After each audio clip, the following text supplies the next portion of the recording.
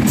I have a 2004 CBR 1000 and I don't know what the hell is that taking noise. It keeps him from guesses every time I throttle up. And you guys give me some advice or just add some comments